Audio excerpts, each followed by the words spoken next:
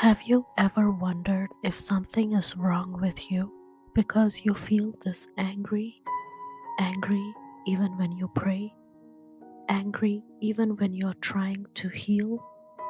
Maybe you have asked quietly, God, am I wrong for feeling this? Listen gently. This letter is for you. My beloved child, I hear the question you've been carrying, not loud, not dramatic, but quiet, beneath your prayers, beneath your patience, beneath the effort you make to stay composed. Am I wrong for feeling this angry? You've wondered if this emotion disqualifies you, if it means you're failing spiritually, if it means something is broken inside you.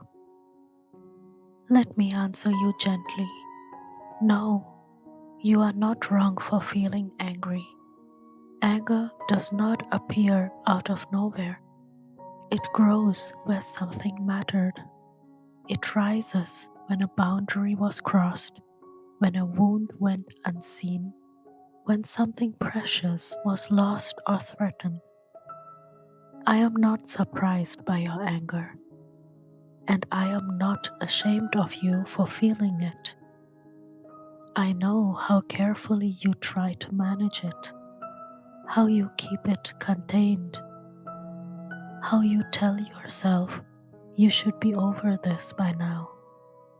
But healing does not come from pretending you don't feel what you feel. It begins when you bring it to light. I said, in your anger, do not sin. Not do not feel anger, because anger itself is not the enemy. What you do with it matters, but its presence does not make you bad.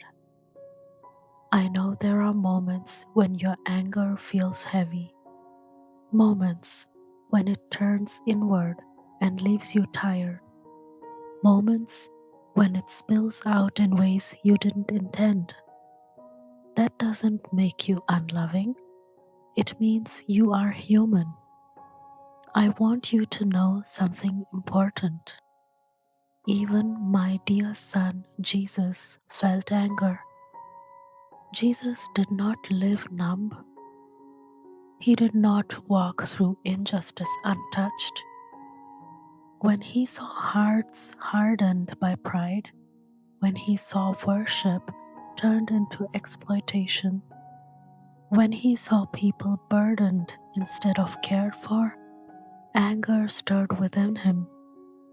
Not reckless anger, not cruel anger, but a grief-filled, love-rooted anger. His anger was never about control. It was about truth. This matters because it means anger can exist without sin. It means feeling angry does not separate you from me. It means I am not asking you to erase your emotions to be close to me. But hear me carefully now. Anger is meant to be acknowledged, not housed, felt, not fed, heard, not obeyed blindly. When anger stays too long, it begins to harden into something heavier: bitterness, resentment, distance. And I don't want that weight for you. Not because I am disappointed, but because I care about your peace. You don't need to punish yourself for feeling angry, and you don't need to justify it either. You can simply bring it to me, honestly, without editing. Tell me where it hurts. Tell me what felt unfair. Tell me what you lost. I am not fragile. I can hold your truth. And as you sit with me, I will help you separate what is being revealed from what needs to be released. Some anger points to boundaries that matter.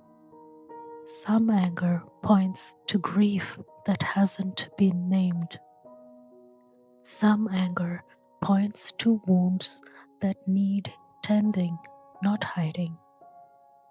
Let me walk with you through that.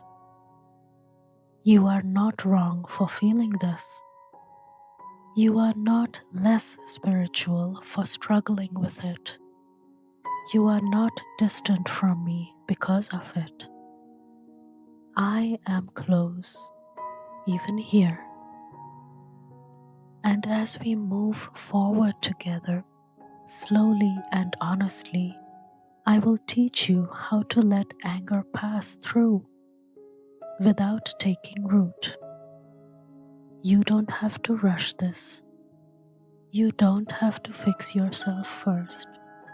Just stay open. When I say I will teach you how to let anger pass through you, I do not mean pushing it away or pretending it isn't there. I mean learning to pause with it without becoming it. Anger does not need to be feared. It needs to be listened to and then lovingly released. When you feel it rise, you don't have to act immediately. You can breathe, you can sit, and you can bring this feeling to me before it turns into words or actions you later regret. Anger loses its power when it is seen in the light, when you stop wrestling it alone, when you stop letting it speak for you. There will be moments when the anger is asking for rest, moments when it is asking for honesty, moments when it is simply asking to be acknowledged and then laid down. Let it move through you like a wave, felt but never followed, present but not permanent. I will help you discern what needs to be addressed and what needs to be released, what requires a boundary and what requires healing, what is calling for courage and what is calling for gentleness. You don't have to figure this out all at once. This is not a test that you can pass or fail. With time, you will notice the anger staying shorter, softer, less heavy in your chest. Not because you forced it away, but because you learned to bring it to me. And as you do, peace will begin to return quietly, not all at once, but faithfully and steadily. I am patient with your process. I am not overwhelmed by your emotions, and I will walk with you until what once felt consuming no longer controls you. You are safe here, my child, even with your anger. Love, your Heavenly Father.